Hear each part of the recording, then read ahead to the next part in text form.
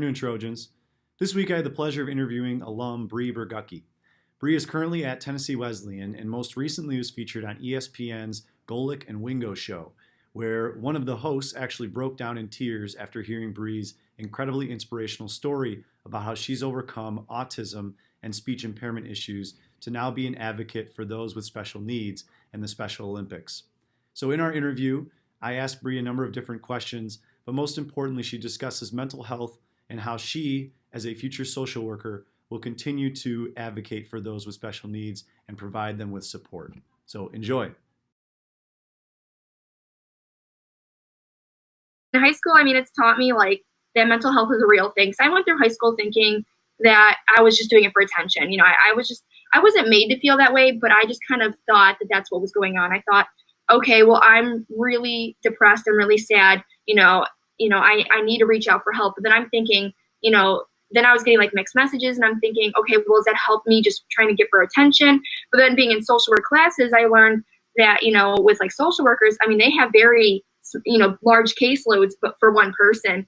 So, I feel like high school and then these social work classes have kind of made connections in my brain. Mm-hmm. And so now I'm like, okay, now I understand why this happened in high school. But anyways, I would just say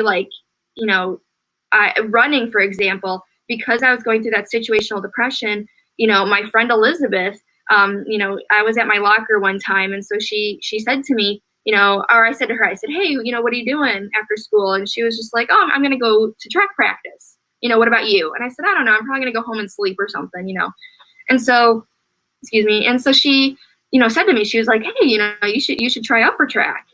And so I'm thinking to myself, I'm not kidding. I thought to myself, I was like, oh no, I don't want to go and be active. I just want to go home and go to sleep, because Sure. That's just what I was thinking. I was so depressed. I did not want to get out of bed. And so with running and cognitive behavioral therapy helped me get over that situational depression and, to work through those negative, because it's all about negative thought patterns and just Mm-hmm. changing them. So, with the physical exercise of running and the competitiveness and being a part of the school in some way, to be accepted into the running world, it was just really awesome to be a part of something school related that wasn't Special Olympics related. Sure. And I really thank Coach Anderson for that, really, and my friend Elizabeth. And, and so that's just kind of what I've learned throughout high school is that, with mental illness, you can get better. Mm-hmm. And, running has really helped me in that way. And so, with the speaking and with the singing and the running, and everything that I've been doing and doing a lot with Special Olympics and, going to school and stuff, and then eventually now doing this thing with United Airlines, then I was asked to go to Radio Row for the Super Bowl, and I was on there on behalf of Special Olympics, but I was really on there on behalf of United Airlines. And so Sure. I got to, be able to share my story and advocate. And so it's just, not only do I, advocate for, special needs or people that are different, but I also try to advocate on mental health. Because the thing with depression and mental health and anxiety is you feel like you're in this tunnel, you can't see, you don't know, you feel like nothing's going to get better. Right. And so I really emphasize support systems, luckily, in school and outside of school, I was able to have that support system, even if it was a social worker, even if it was a coach, just to have that support system of some kind, is very beneficial. So that's what I would say I learned from high school too. That's awesome.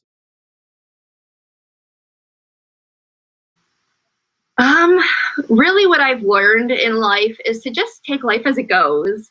Cause, being, this girl who couldn't really communicate well, my mom would say, that she cried because she never thought she'd have a conversation with me. To be that girl who couldn't leave her house, no one could touch her but her parents, no one could hold me as a kid, to going from this functioning adult, and being able to have opportunities like working with United Airlines, working with Special Olympics, going on ESPN, speaking, singing, running, getting a scholarship, I've just learned to just take life as it comes, because I've had a lot of things just thrown at me. Mm-hmm. That I'm just like, whoa, I would not expect this.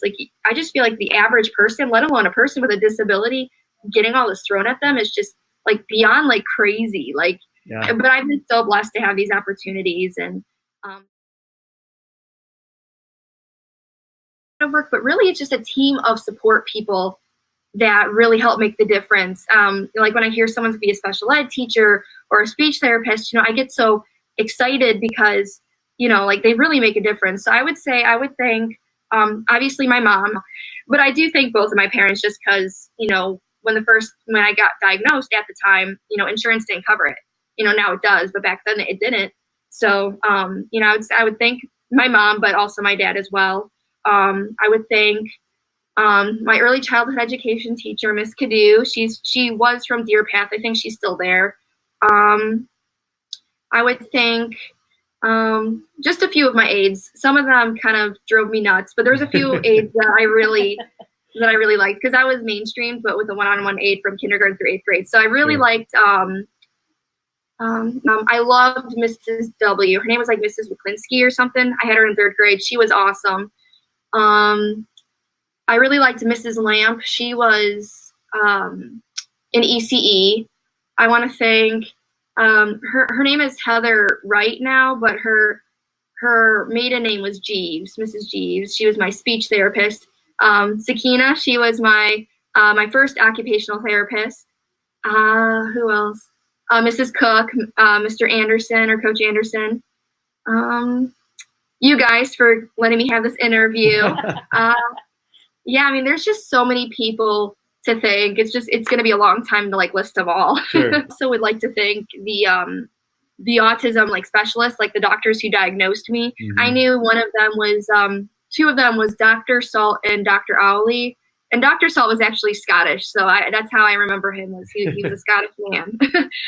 Anyways, just to leave off, definitely just just to be kind to one another, and that mental health is not something to just dismiss. It's very real. Mm-hmm. And I just hope I can help, advocating and help others in any way I can. That's awesome. That is awesome.